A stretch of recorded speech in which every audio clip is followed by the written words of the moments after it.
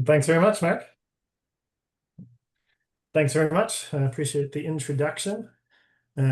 Yeah, I've been working on this on my own for a while. Eventually took it to Mark and Gerard as the chair of the OBRC for 2025. But um, an earlier webinar was told, yeah, that there were sort of like some sound quality issues among other feedback. So yeah, I thought it'd be best to record at least the like meat and potatoes or the main part of what it is that I brought to OFO to try and find a way to modernize the bird record committee process as Mark laid out in his introduction. So yeah, without further ado, I'll hit play on the video. It's a little over 20, 24 minutes, and then look forward to answering questions.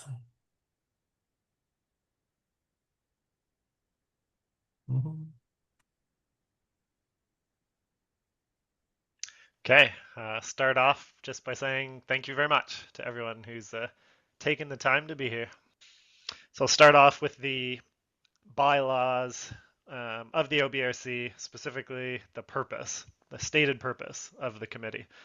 Um, the goal is to validate bird records from Ontario, to publish the data that they vote on, and also to keep the official provincial bird list sort of as the primary actions.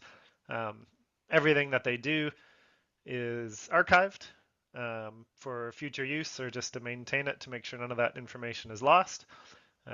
In my personal opinion, those four actions um, are in order to achieve the goal of helping get bird observations accepted as scientific data, um, to collate information about birds that can be shared with the birding community, um, that will help everybody learn something, um, increase the knowledge of the status of Ontario birds, but also just to sort of demonstrate that field ornithology, the scientific approach to the hobby of bird watching, to help establish standards of observation and reporting. And these points really help me frame my position on a need to update the process. I think that this was a marvelous system in the pre-internet era. Um, but yeah, my personal opinion is that the validating of the bird records, publishing and archiving the material um, wasn't the reason to have a bird record committee, whether it's in Ontario or other jurisdictions. I believe that those were the actions that were undertaken to help with these sort of yellow highlighted points. People wanted to not have site records just kind of get lost. There was valuable information in those records. And as long as the committee voted on them and validated them to confirm that they met a certain standard, then they could be confident that the information that they published would then help increase the knowledge and status of birds in Ontario. They put in, volunteer time and effort to help grow everyone's knowledge, and then, we can all push it forwards from there. It's kind of like a community learning effort, and that, yeah, sort of mentorship. Um, and my perspective is that um, in that day and age before the internet, that was the best possible way to do that. It was the best way to get site records that people may not know about into the hands of other people to then grow community knowledge.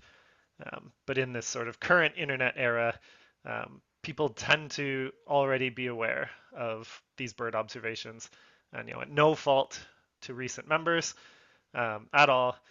I just don't think there's anything in the annual report of the OBRC that when keen field ornithologists in Ontario read it, they say, wow, I didn't know that. I wouldn't have known that were it not for the actions of the OBRC. But even some of those actions of the OBRC, where the goal is to turn a site record into valuable scientific data, is happening with eBird. When you submit an eBird checklist, that checklist is part of a peer-reviewed database that is a citable output. So to some extent, even those records that have already appeared on eBird have already met that goal long before they reach the OBRC's hands. And I think just because the value, like people aren't seeing, at least some people aren't seeing a reason to support that OBRC process because it's dated. there's been a growing number of keen field ornithologists who say, it's a lot of time, it's a lot of effort. It doesn't really seem to produce anything at the end of the day that I benefit from, but even anyone else that I know benefits from. Like, there's no sense of community around it. And as people lose interest in the OBRC is, unable to capture the information that it would have 20 or 30 years ago, as like a representation of what the birding community is doing. So that brings me to my proposal. I think I first brought this to the president of OFO, Mark Peck, and Gerard Phillips, the chair of the 2025 OBRC, back in December. But through conversations, sharing of ideas, I've been slowly working on it with input from others. We've kind of reached the point now where we're really keen to get feedback from as many people as possible because we really want to make sure that it can work. But when I was drafting this on my own in the early goings, I really, really, really wanted to think about how to advance the community knowledge again. What work could go into collecting and reviewing bird records that people in the community would then read and then really, appreciate and see the value of again. Through a scientific lens. That scientific process is part of field ornithology. It's part of OFO. The actions had to sort of follow like that. That's the main thing. To do that, instead of having the experts, the voting members of the OBRC, kind of casting judgment or saying if you did a good job or if you didn't do a good job, I just wanted to push a little more definitively towards the experts who are hopefully going to help make this work, to help add as much value as they can, to share their expertise and to incorporate their expertise into the review, but also into the outputs that reach the birding community. There's also some elements just around long-term structural improvements, things that I've observed or heard from others that has prevented the OBRC from being adaptable. Also to maintain continuity a little bit more. I also, wanted to add some new goals around more support for OFO's publications, more support for OFO members as individual birders, and, parts of members of the community, but also eBird review. eBird is not a part of the Ontario field ornithologists, but it's a huge part of birding in Ontario these days. So I just wanted to see how help could be offered in multiple ways beyond the OBRC's core goals of or actions, which was maintaining the provincial list, the publication of an annual report, archiving of material. I wanted all that to stay, and then add value to that. And so, yeah, I thought I would start off explaining what's proposed with the bird study group by highlighting some of the structural differences from how the OBRC currently operates. Right now, there's two people sort of obligated to collect all of the information reported in Ontario each year. I'd love to see it move to a crowdsourced approach where there's a larger pool of people who want to see this be successful, but no one is obligated to do it every single time. People can take it up when they've got time or when they've got interest. If it doesn't get taken up, there is a chair who's responsible to make sure things proceed. But yeah, these people, a huge amount of work that then goes to the 7 members to vote on. And I thought, again, as I've mentioned, rather than it being sort of a judge and jury, did you do a good job in our eyes? I wanted to see expert reviewers have a role where they have scientifically defensible comments about what can be said about the material that's been collected, not just I like it or I don't like it or I don't think they've done enough. The focus is more around, what can we definitively say about the record, and does that, establish it as, the claimed species? Does it meet that scientific standard based on what we can demonstrate from the available material? And that, again, would be more of a crowdsourced approach. I don't think it's necessary that, if an expert or someone in the Ontario birding community or even the person who saw the bird has something of value that they can add to the process, I didn't see any reason to stop them from doing that. Just as long as that input has that scientific, defensible, valid justification attached to it, then I think it'll be very successful. And that collaboration can go on until a consensus is reached, where people say, the experts agree that this is what we can say about this record. No one has any quarrels or anything else to add. At which point, that material would be ready to just be inserted into the annual report, because those expert reviewers would work towards building that set of information that could just be immediately carried over into the draft report for that year. Um, if by chance, being crowdsourced with more people involved, someone definitively says that gull is 2 years old because of these features, and someone else says, I think it's definitively 3 years old because of these features, like, people will disagree on the facts. I'm just proposing a dispute mechanism where 3 of the expert reviewers would have a hat to put on in those instances where a consensus can't be reached, to then vote on it simply to make sure there's a resolution. Yeah, and then both groups would have a chair. The OBRC chair kind of just sets dates for meetings and communicates with the birding community, whereas I've sort of proposed the chair to be responsible to make sure things are following the intent. And each of these roles for the study group is sort of proposed to be compounding, where the chair doesn't just sit back and watch how everything goes. They help out as administrators when they have the time and when they have the interest. The expert reviewers can do the same.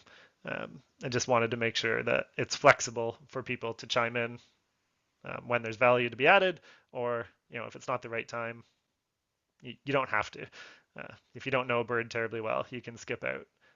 Whereas the OBRC structure has the voting members obligated to cast an informed vote on every record that comes in.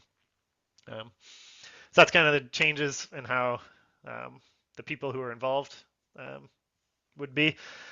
One other big change that I've proposed is to cut down the 3 review lists, different birds in different parts of the province, which tends to produce a very high number of reports, down to just one definitively rare anywhere in Ontario, anytime provincial review list. So this is sort of roughly how each approach would have turned out for the reports received in 2025. And the goal in cutting it down is not to lose that information. It's just to make sure that those really rare records get a lot of time and attention to put valuable information, back out in the birding community, rather than just being overwhelmed with a huge number of reports that just appear one line at a time with no accompanying information.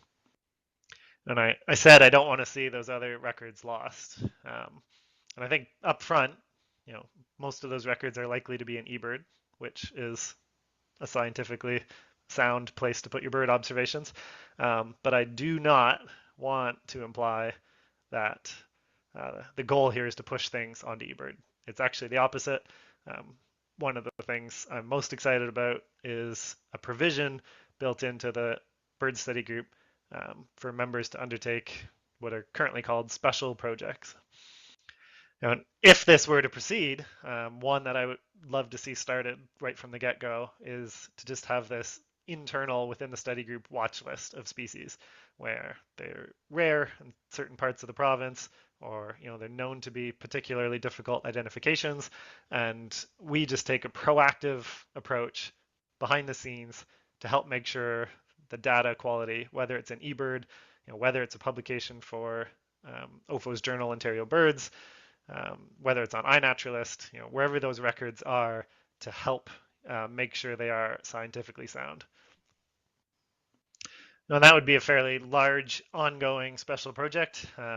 They could also be relatively narrow and focused. This is a very hypothetical list about all the different things in theory, if people were interested and willing to put the time in to investigate further. Ways we could look at neotropic cormorant in Ontario and how that could be turned into a publication that could then be shared with the community to advance all of our knowledge, outside of asking people to send us their neotropic cormorant reports so we can tell them if they've done a good job or not through the OBRC process. But yeah, that proactive element. And it would come down to records too. Like, neotropic cormorant is a rare bird in Ontario, but wouldn't be that significant provincial rarity where the study group would ask the observer to send us information to be put in the annual report. But if a remarkable observation happened, say like a neotropic cormorant shows up on James Bay, way up in northern Ontario, there's an opportunity for the study group to reach out to the observer to solicit information and to say, this would be an amazing note about this observation in Ontario birds. We would love to help facilitate that process to get that published because it is worthy of that level of attention and detail. So yeah, it's not necessarily lost when something remarkable happens. Just the path it takes to get into people's hands would be slightly different. I thought another way that might help illustrate what's being proposed is to just take a couple of notable rare bird observations, hypothetical, and discuss how I believe it would be approached from the OBRC perspective, and then how it would be approached under the proposed study group perspective. Hypothetical number one, snowy plover. It's a rare bird anywhere in Ontario at any time. It's also relatively straightforward to identify. I have little doubt that it would be accepted early on by the OBRC and would appear as a line with a bit of text, potentially, in the annual report. I also believe that under the study group approach, it would be built out as a record fairly quickly and easily with little controversy or room for disagreement, no need for voting, but with the goal of saying, how much can we pull from the information that we've collected that we can put into the report that people might learn from? I just think the accompanying information, whether it's text or figures, would be greater. Hypothetical number two, say someone claimed a glaucous-winged gull that looked rather ratty in Ontario. It's an example of a tough situation from an identification perspective. I don't want to go into a ton of detail, but I wanted to highlight one of the potential changes with the study group from the OBRC. This record was rejected, but it's fairly common in my experience with the OBRC when these difficult records come up. There's a difference of opinion where someone says, well, I don't like it, or I think that bird has too much pink on the bill to be a 1-year-old glaucous-winged gull. I'm going to vote no. And that's the end of the road. Like 2 people vote no out of the 7, and the record is rejected. Whereas I think the process again would be quite similar under the study group, where someone may say, that 1-year-old glaucous-winged gull has a lot of pink on the bill, but the dialogue that's been built into this with the crowdsourcing, the group effort, anyone who believes they have something valuable to add to the conversation can engage with that person and say, those inner primaries that are coming in are third cycle feathers. Like this is a 2-year-old gull, not a 1-year-old gull. And they don't have to convince each other necessarily. If at the end of the day, one person's adamant that it's 1-year-old and one person's adamant that it's 2-year-old, the adjudicator vote can happen, but both of those opinions are justified. This person would sort of be asked to explain why they believe this person's facts are correct and vice versa, or incorrect and vice versa. The record might still get rejected at the end of the day too. The goal is not necessarily to change the outcome. It's just to put as much attention as necessary into these reports.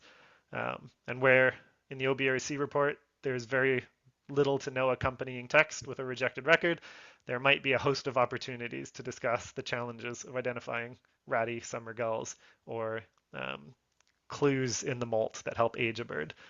All that could still be added to a study group report. Hypothetical number 3 is a bird where we don't necessarily know if it flew here on its own or if a person brought it here. Common shelduck, it nests in Iceland. There have been records of young birds in eastern, northeastern North America in recent years that have been accepted as wild vagrants. You also find them in backyard farm ponds sometimes.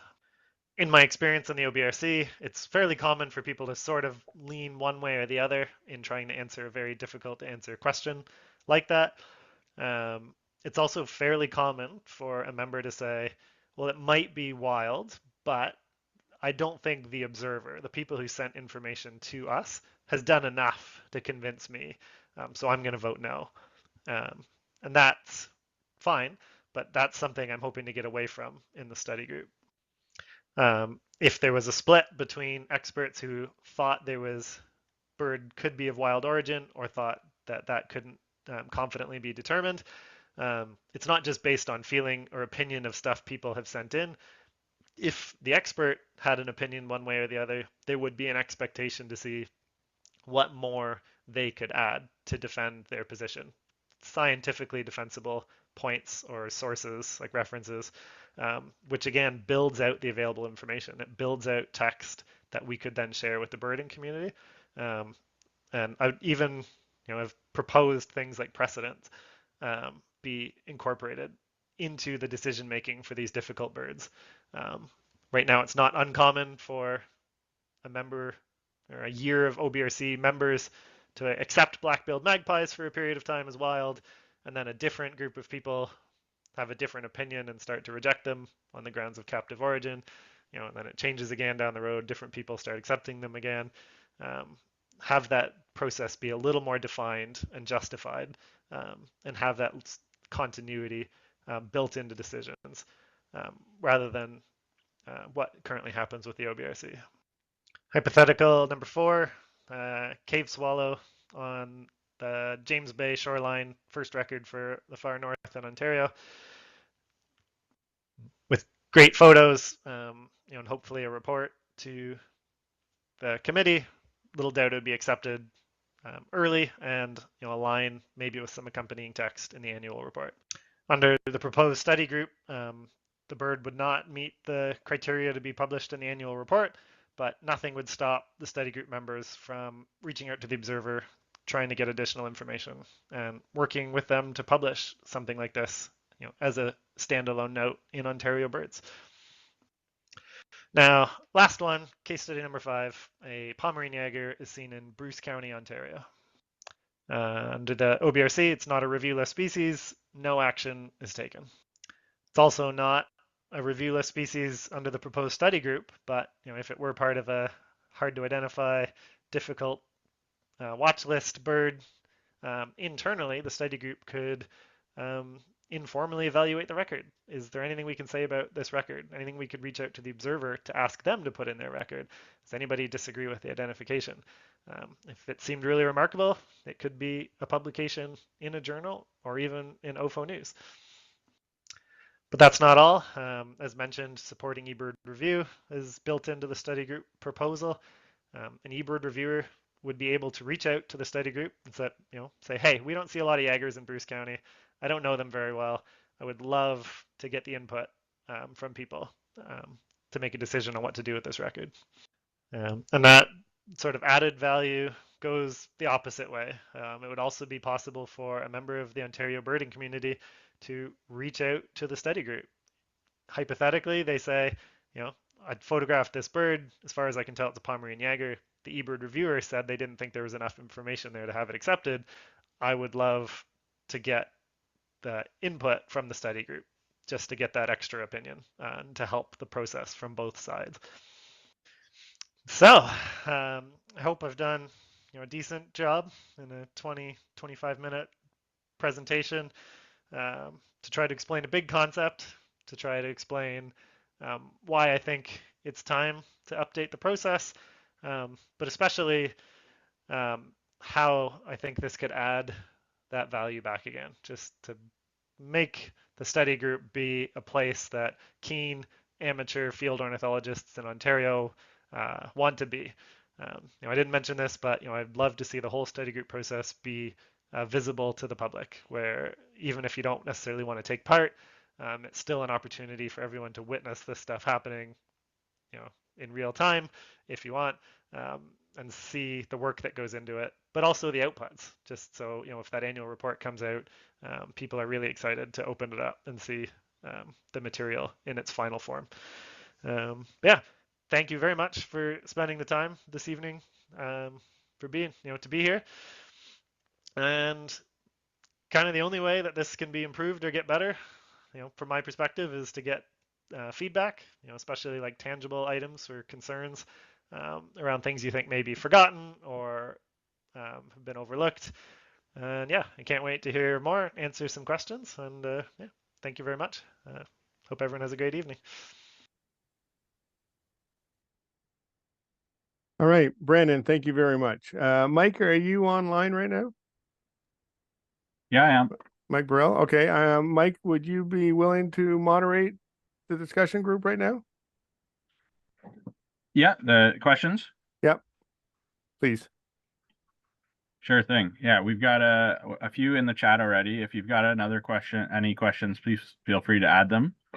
I'm going to just start with the first one that's in the chat there, and then we'll go from there. So the first question is from Isabel. Asked, would it not make sense for there still to be 3 regional review lists, as certain species have certain rarity in different areas of the province?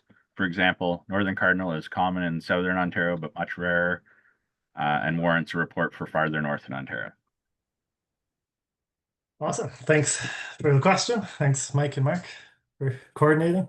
Apologies if you heard me cough halfway through. I don't know if I muted my microphone, if it would mute the presentation, so I tried to suppress that. Yeah, so in terms of not having the 3 regional review lists and a higher number of reports that come with it, my thinking was that these really rare birds get seen, but there's so many reports to look at every year that it's very common that they kind of just end up as a line item in the report.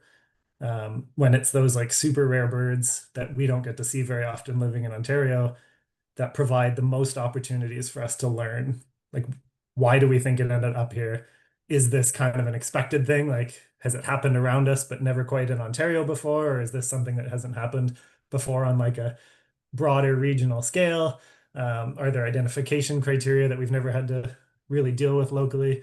But yeah, my goal of cutting it down wasn't to lose all those other records. It was to really make sure that the rarest of the rare, the most interesting things have a lot of time put into them, rather than just kind of everybody being uh, overwhelmed with 160 reports to vote on every year and then get it in a report. So that was the reason for sort of the watch list, was to hope these things end up in eBird, but also to keep an eye on significant observations that would be cut from the list and still try to find a way to get them published. So to make sure they're entered into eBird and valuable information can get into eBird if necessary. But since OFO is not part of eBird, also, the last example of cave swallow, or number 4, was like, that's a really remarkable observation. To me, it's more valuable to have a report like that as a standalone note in Ontario Birds than as like a single line in the annual report. So it's just to kind of try to put more focus on the super rare birds, but still provide a mechanism to get other things in published, just not in an annual report format. Hope that answers the question. Just turn my camera back on too. Okay, I'm back. All right. Thanks, Brandon. Yeah. The next one is more of a comment. And I think it was sort of mentioned before you got more into it, but maybe you can expand a little bit. Yeah. It's from Jeff, and he's mentioning the idea of, a report gets submitted and then the current OBRC process doesn't really allow the committee to go back to the observer, or that rarely happens anyways. Yeah. Because there's a lack of detail or uncertain what the observer saw or how they report it. And then Jeff suggests, as part of the redesign using the reviewers, it would be nice if that sort of flaw was addressed. Yeah, I would agree 100%. And to be honest, I don't think it was a flaw in the original design. I think when almost all reports were written like text only, then once the observer or the OBRC looked at them and said, hey, there's some stuff missing in here, like, it was almost too dangerous from a scientific perspective to say, hey, like, how about you just write a little more and then this will be better. Like, the goal in 1981 was like, this should be based off the notes you made in the field, not like from memory way after the fact, which is something I think the OBRC has totally lost in the modern day too, where people are like, oh, we'll just pull it off of eBirds. Like, the whole notion of field observation and field ornithology is kind of being pushed by the wayside. So yeah, I think initially it made perfect sense to say, look, once you write up a whole report and send it to us, you can't just go back and start adding more sentences like several months down the road. Whereas now, so many things that we look at are like well photographed by multiple observers. Sometimes there's like video, and the details are, I'll give you an example from not in Ontario, but I've got a contact that actually helped like this story helped me kick this process off, is I was looking for one of his gull records on eBird, and I knew it existed. I was like, I can't find it. And he was like, well, the provincial or state record committee rejected this gull because they thought the legs looked too long. And it's like, well, that's not an identification criteria of that gull species or any of the other species it could have been. Like, you can't have it, like, you shouldn't have a really interesting record rejected, right? It's like that would be an amazing case to go back to the observer or to have more outside opinion to say, okay, like I don't think we can reject this record based off the length of the legs, like, right? So it's like in this day and age, I think for those like non-written records with media, then yeah, absolutely.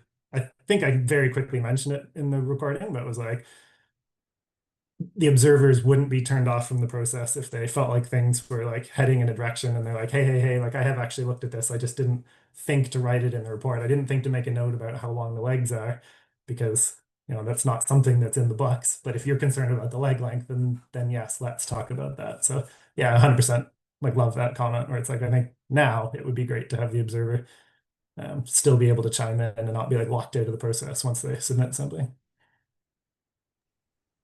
All right, thank you. Yeah.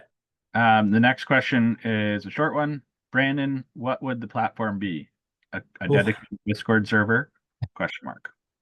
Amazing question. The very short answer, and I love giving long answers, so I'll give that too, is it's not planned out. And the reason for that is it seems like it would make perfect sense to have a Discord set of channels on the OFO Discord server where everyone that was part of OFO Discord could watch, right? And then the members who wanted to participate in the study group would be the ones that would be able to comment. So it's like it's a learning opportunity for anyone who just wants to look in and see what's happening. They can see it all happening and being built out and seeing the discussions happen and seeing how experts will disagree and learn things together, right? And reach consensus. So I love that element. And I think, yeah, like building out the text could be done with like Google Documents, right? Like even a draft report could be like constantly worked on, like with certain people who have permission to insert the kind of final work into the annual report.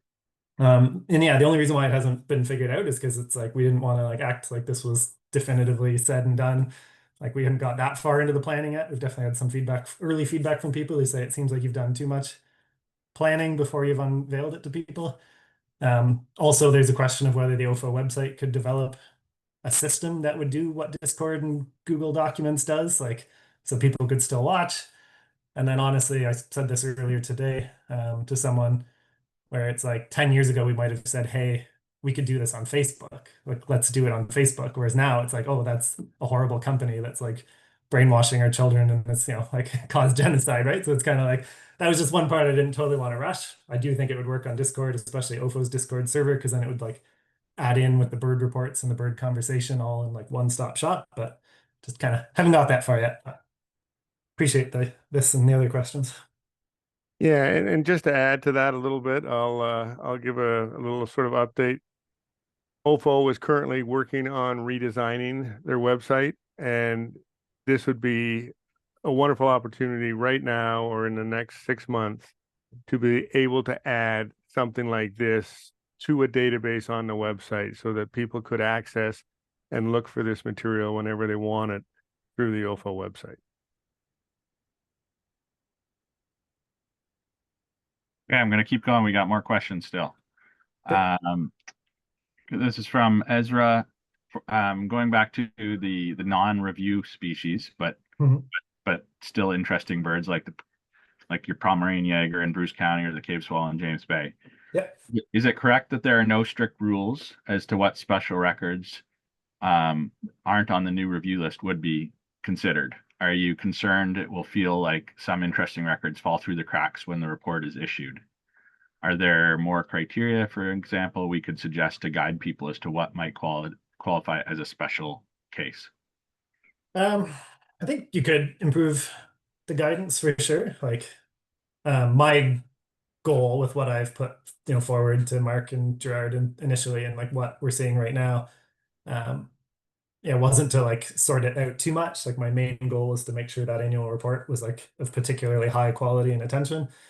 And then to have everything else be internal. So didn't want to like be like, well, this is the list we put in this report, and these are the birds that we look for this, and this is what we might look for that, and like sort of instead just kind of keep everything other than the provincial wide review list internal, not a secret, but like rather than sort of muddy the waters and put the onus on the study group members to reach out to people for an interesting observation rather than sort of trying to explain to the community everything that they might want to send to us. Just more like, yeah, if that makes sense, right? Like just like the study group members would say, hey, like this, that. And the special project provision is written to be completely open-ended. So even in theory, which I didn't touch on, like a hybrid bird was like observed, and people thought that's really remarkable. We should look at that and write it up in Ontario birds or in aberrant plumage, or even like a fallout event down the road if people wanted to take this on, right? Like if there's this biggest fallout anyone's ever seen at Point Pelee this year in May, like while we're all down there and we think, boy, we should really document this. Like I was hoping to have all that kind of be in the ethos on top of the annual report and the rare bird record validation, but kind of yeah, this early going, it was more like just really hone in on like upping the quality of the record review portion. Hope that makes sense. Yep. Right. Okay, next question is on eBird, a lot of sightings remain unconfirmed, either because the reviewer didn't have a chance to review it or they didn't accept it as reported. Yep. But how does the decision of a reviewer like this group, make its way to the eBird reviewer if their decision contradicts the eBird review decision?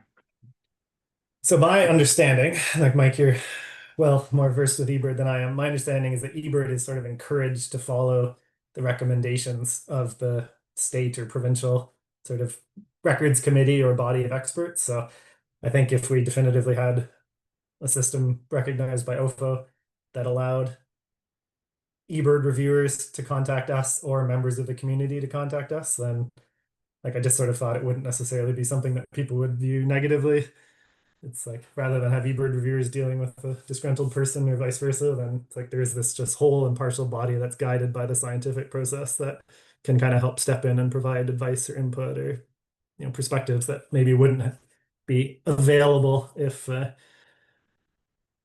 if it weren't there and it was just the observer and just the one local eBird reviewer, however many people are doing it. So I was kind of hoping that both parties would say, "Oh man, this would be nice to have something else to utilize or to lean on or whatever."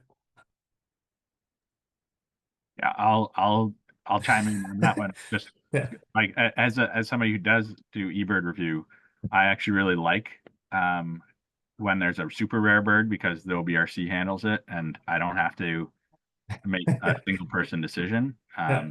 Like I think it's potentially a really nice help for eBird reviewers too, as Brandon said. That Bruce County Jaeger is like kind of like a personal thing for me, like almost like a person inside joke that only I get. But I went on vacation in the Caribbean this winter, and on a really windy day, this Pomeranian Jaeger just like cruised straight in off the ocean, circled around right overhead over the shore. I had like binocular filling views, and then it just like sauntered back out. And I was like, wow, that was crazy. I put it on eBird, and the eBird reviewer was like, we don't see those here, and I don't think you would see it from shore, and I'm gonna reject it. It's just kind of like, well, like I don't want to argue, like I don't like it's fine. Like if you want to reject it, I'm not that worried about it. But it's just kind of like I'm surprised that there's no other way to be like, are you sure? Like, can we talk about this? Or like it was very much just an email that was like, nah, I'm not going for it. So I threw the Pomeranian Jaeger in particular because it was on my mind. Okay, we got more coming in, so this is good. Awesome. How are expert reviewers decided upon for the OBSG? And this is from Steve. He might actually be meaning what you've called adjudicators, but it's probably worth addressing both. Okay. Are they voted in, or what is the process for deciding these reviewers? I don't, so my perspective with the expert reviewers, they're getting a bedtime hug there. My perspective with the expert reviewers was it would be crowdsourced and it would be open. And it's written in there that, expert reviewers should have knowledge of bird distribution and identification in Ontario, like an expert knowledge, which, tends to be people who are like eBird reviewers, past OBRC members. Is kind of like an obvious default, but in my opinion, the kind of people who are keen on this sort of stuff have a pretty high level of expertise in Ontario. So I didn't want to see anyone really excluded. And not because I want it to be a free-for-all and everyone to throw that information in there, but because the system is specifically designed of like, you don't, like that I'm proposing, you wouldn't be able to chime in on a record unless you had something definitive to say about the material that's been collected, right? So there is no option to say, oh, I don't know, or I don't like the sound of this one, right? Like it's very much focused on like, we can age this gull as a 3-year gull due to the adult like primaries on the wing, like on the inner primaries on the wing. Like, so if anyone wanted to chime in and take part, I don't see any reason why it should stop them from adding that in. And again, yeah, if someone were to chime in and say that, and it's like, well, actually, it's a 2-year-old gull, those aren't actually adult markings. So I'll use like a very real example. Great blackback gull can show a primary mirror on the 10th primary when they're 2 years old. It's one of our 2 large gull species that can show a primary mirror in second cycle. Whereas all the books will tell you if there's a primary mirror, you're looking at a 3rd cycle bird or older. Right. So it's like if someone chimes in and says, oh, I see a primary mirror on P10, that's definitely a 3rd cycle gull. Every other expert who's agreed to sign up and help out can chime in and say, actually, this is a 2-cycle gull. This species is known to show this feature, but it's always rooted in something that you can definitively say about the material that we have on our hands, not just throwing opinions out there and having it be a free-for-all. So that was the goal of the expert review. And then, yeah, the adjudicators, the actual process of appointing them is one of those things where people have difference of opinions of how they could be elected and what the election process looks like, or if the adjudicators could work towards replacing themselves as their terms end, like totally up in the air in that regard, similar to some of the other stuff we've talked about, where it's like just kind of wanted to bring the big picture concept to everyone before like hashing out fine details like that, because we want everyone's input on how best to do these things. Again, I hope that answers the question. Okay, we've got a couple more questions, and we'll see if they keep coming, but this is good. So Ruben has said he'd love to see some more explicit definition of what it means to accept and or reject a bird based on provenance. Is a bird accepted if we are 50% sure it's wild, 99% sure? It could be a specific number or not, but I've never really been clear on what exactly it means to reject a bird on provenance. And that's from like an OBRC perspective as well. Is that the intent there? Like, yeah, he didn't say in general. I think this is coming to your shell deck example. It's my guess. And sorry, Ruben, if I'm misconstruing that. Yeah, we can chime back into the comments if we get on the wrong tangent here. But yeah, so again, the notion of like reaching consensus would come down to, and I keep using gulls as an example, so apologies to people who don't like gulls, but I feel like when everyone has a chance to chime in on a gull, and like maybe there's disagreements around that primary mirror, but it's like I'd like to think that the dialogue and the opportunity to defend your position and provide references and other images as examples to demonstrate your position, like when there is early disagreement, I think it would be very unlikely for there to be continuous disagreement right through to the end on an identification. But if by chance there is still a vote, not unlike the OBRC, not because it's like I want those people to have the power and the say, just more so of like if it's a crowdsourced approach, there has to be a way to draw a line to say, okay, we're stopping. Like we can't just have 2 people with opposing views going on forever. Providence is one where it's like, yeah, like no matter what, you're going to have a group of people who think one thing and who think the opposite. And, I think the goal isn't really to say we're going to have, like it is possible that you would have 10 expert reviewers say it's wild, 10 expert reviewers say it's captive, and then the 3 adjudicator votes just happen to all be from one camp. But the goal wouldn't necessarily be to force it through. I feel like it's hard to put this in writing, but the notion of like if people are definitively split down the middle and there's a very strong case that's been built for why this bird is wild, but also an equally strong case as to why we can't say that confidently, the precedents that would be built into like, hey, like let's look at what's been done with all of these other species in the past. Like what is the standard we're looking for? And like I think an extremely strong case that we can't say for sure would trump an extremely strong case saying that we can, right? It's like there is still doubt. So the adjudicator vote would be more to maintain continuity in those really, really tough, you can't really say one way or the other cases, not to all pile onto one vote and be like, ha, we got it through. Like we're all the adjudicators right now. We all wanted it to be accepted. So like we did it kind of thing. Like, so I don't know if that helps answer that question, but it's like, yeah, the goal isn't to like, it's an unanswerable question. So there would be precedent in the scientific process built around not forcing one way or the other to end up through the vote. So if the vote is, do we accept this or do we say we can't tell for sure? Not necessarily a yes, it's wild or no. Like the vote isn't to say yes, it's wild or yes, it's captive. It's more to say, is this something wild that we can put on the provincial list and maintain in our record database, or isn't it? So we wouldn't say yes, it definitely came from a farm. We would say we maybe can't say definitively for sure, but it would be on a case by case basis because the expectation would be for people to build out all that information. And all that information justifying all the records of Shelduck in the Northeast, how old they were when they showed up, what type of like weather patterns preceded all past records, like potential eruptions, to me all goes in an annual report. Even if the outcome is we don't know, we can't say if it's wild or not. It's still to me like a ton of opportunity for everyone who reads that annual report to then learn from to be like, oh, I didn't know that about how many Shelduck records they were and what time of year they showed up and how they all accepted records so far to date have been juveniles or adults or something like that. So yeah, long-winded again, but I hope that covers that one. And if not, let me know.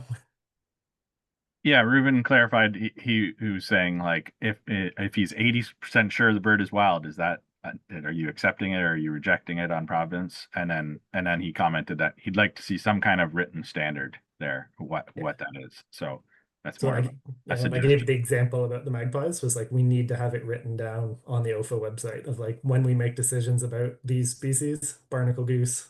It's like the first record of barnacle goose for Ontario had a band on its leg and it was banded in Ireland. It was like that was the standard because these things are like kept in zoos and farm ponds and stuff, right? Like that's like at least then people know when they're like, man, I'm really upset about that Shelduck. It's like, well, like we held barnacle goose to an extremely high standard for a long time. So like maybe someday, but we're not going to break precedent due to the very first interesting Shelduck record. Like there was a lot of interesting barnacle geese before it like reached a level of confidence that put it on the list.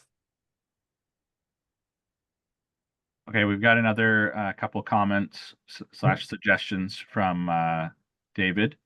It'd be great if the annual report were structured with a focus on individuals rather than reports. I think that's basically like the OBRC right now. For example, one willow ptarmigan rather than 5 willow ptarmigan reports from within a few days on or near Point Pelee. And he'd like to see those attempted to ID to subspecies. And then the last comment from David is, it'd be also good to have a group try to backfill missing OBRC records from eBird and other sources. So sort of like a special project idea. Yeah.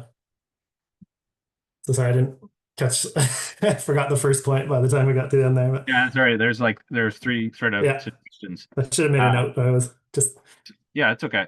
So wanted suggesting that the annual report focuses its structure on individuals rather than individual reports. So here's a willow ptarmigan record versus 5 reports of willow ptarmigan from, within a few days near Point Pelee. And then also suggested that the ID be attempted to subspecies where applicable, I assume. Yeah. Yeah, I had a slide in that I ended up taking out, but sort of showing everything that the expert reviewers would kind of hopefully be adding to the report. And right now, when you're an OBRC member and you vote on a record, it's like, can you say what the subspecies is? Can you age this bird? And in my experience, like 97% of the time, the members would leave those sections blank. Whereas that's kind of the goal of saying, like, well, the expert reviewers chime in with information to add. It's like, I don't think a single report would go through the study group structure without definitively determining, can we tell what subspecies of this bird is? Or like with the willow ptarmigan example, there was a bird in Toronto and then Port Stanley and then like Wheatley and then Point Pelee. And yeah, they were all published as individual records in the OBRC report. And my understanding, like this isn't first-hand information, was people sort of said, well, no one submitted anything to the OBRC that said, hey, this is all the same bird. So we just publish them separately. Whereas within the study group, it's like that would be a core goal before it gets published of like, can we as the study group, as experts, look at all the photos from different locations? Are there any features that we can tell that would definitively confirm this is the same bird or not? Like that's that proactive approach as opposed to like, well, it's just up to someone to submit it to us and we're going to tell you if we think you've convinced us or not. Like, so yeah, subspecies every single time, age every single time, like molt details every single time. And I think there's details to add outside of specifically Ontario reports. It's another personal example, but there's a Phrygian hawk that was on Lake Erie that a bunch of us got to see a couple of years ago in May. That bird was photographed in Maine in July. And I just happened to notice like a picture on eBird, like people are like, wow, it's like one of the few records ever for Maine. Like somehow it made its way to Maine. And you could definitively tell based on the individual dots on the underside of the wing that it was the exact same bird that was in Ontario in May, like 3 months later. And it's just like, that's the kind of stuff I want the study group to be like, let's just add a sentence in the annual report, right? Whereas right now there's just no interest or onus to like do that because there's 160 reports and we know it was in Ontario. So just put a line in and we're done. So it's like, yeah, like the expectation is like, let's add more, add more. What do we know? What has someone heard? Like, and then, yeah, when people read that, it's like, I don't know how many people knew that bird was photographed in Maine, but it's like, if it had have made it in the report, then a lot more people in the community would at least just have a little bit more knowledge about these like weird movements and vagrants.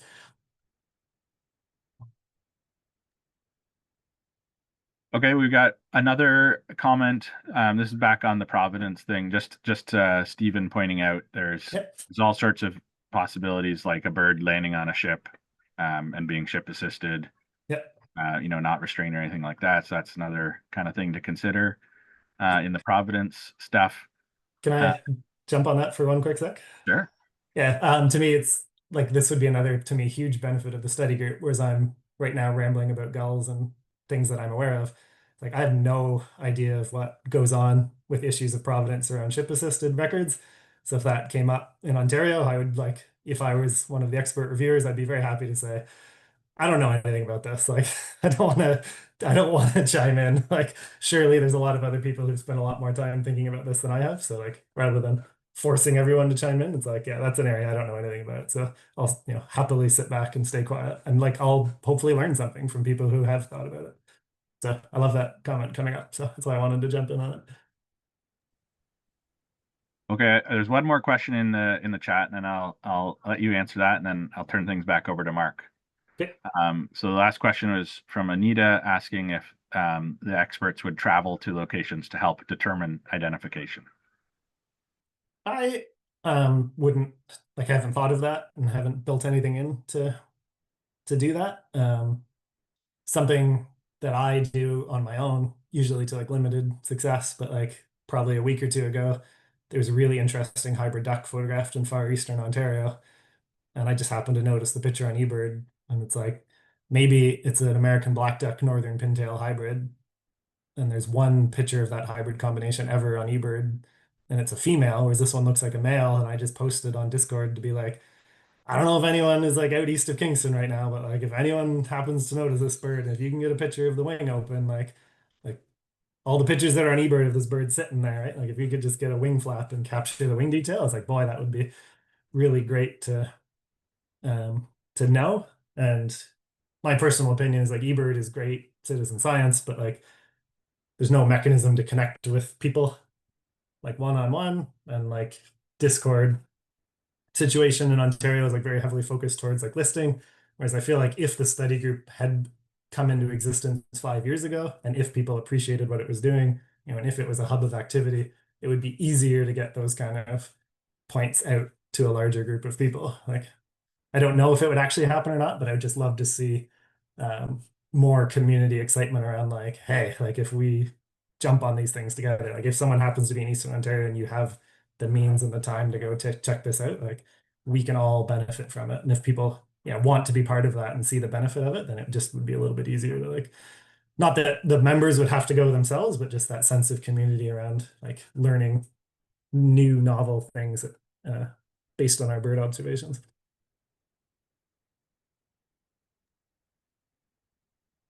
Okay, I'm going to turn things over to Mark. I do see Jeff has his hand up. I don't know if we have time for one more there, Mark, or I'll turn it over to you. Yeah, no, go ahead. Is Jeff on mute? Yeah, you're muted, Jeff. But I think, have we muted him, or can he get off himself? Which Jeff? There's two here, Jeffs. here, we're Carpenter. good now. Sorry, Okay, good. Jeff Carpenter. Yeah, just really quickly, I'm actually on a ship in French Polynesia at the moment. You got to do this, but you got to do it. But just the question about the ship-assisted bird is really interesting to me because we see a lot. You know, I spend a lot of time on the oceans and I see a lot of birds that are carried. And one thing that sort of pops to mind here as far as this new process, if it comes forward, is for unique situations, it might be nice to have some guidance to the people that are writing reports, the observers. So for example, here, I'll give you one real quick one. We transported by accident an emerald dove from the Whitsunday Islands over to Darwin because the bird wouldn't leave the ship. And then once we got to shore in Darwin, it took off. So when I did the eBird report in Darwin, I clearly put in there that I generated the provenance of the bird, that it was carried, it wasn't restricted, it was on its own, but it went free. Now, the significance there was when I got to Darwin, it was the first record ever for Northwest Australia. But it was just, I knew how it got there. So that kind of guidance, if there's unique situations, whether it's this or whatever, might be helpful to have a Q&A type thing in the background or of this type of group where it would help make better reports for people. That's all I got. Yeah, no, I like it. Yeah, I don't know what to add. It's just like that's the kind of stuff that I think would be beneficial, right? Like if people were keen and wanted to take part and chime in, it's like everyone's got like some of early feedback I got was like, oh, we don't want to open this up to everyone. And I'm kind of like, you know, like people have different experiences from each other all the time, right? And there's value to add to the process and stories that help fill it out. And then yeah, I wanted to see one of those purpose listed items in the OBRC bylaws was like establishing standards of reporting and observation and stuff, right? So it's like it's not directly what you're saying, but to me that's part of that notion of like get back to the like mentorship and like demonstrating what has happened and how people approach those situations and stuff, just to have everybody benefit from. So Yeah, I think one of the exciting things for me about this is almost like an online mentorship. And, you know, that used to be such a big part of birding in the past. But now with Discord, you can just run out and see the bird and say, okay, that's done. This is an opportunity for everyone to learn together. And I think that's really exciting. Does anyone else have any other questions?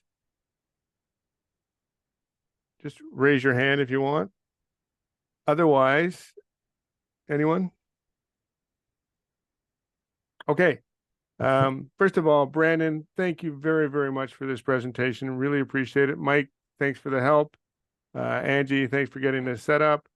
And thank you all for coming tonight. I know this is a lot to take in, but if you do have any suggestions, any ideas, questions, anything at all related to this, please email me at president@ofo.ca, and we want to keep this conversation going. And we're going to do it for the next 30 days. So this is an opportunity. If you don't like some of the stuff you've heard here, if you do like it, let us know. But please be constructive because we need to make sure we get it right the first time. We have already received many comments and suggestions. We are looking at, and we will continue to consider additions or suggestions into the proposal. My hope is we will be able to have a follow-up meeting with the birding community in the next month or two so we can provide you with a finished proposal that we can bring forward for approval. Thank you all very much for coming, and thanks for listening and being polite about it. All right. thanks everyone. Have a good evening, everyone.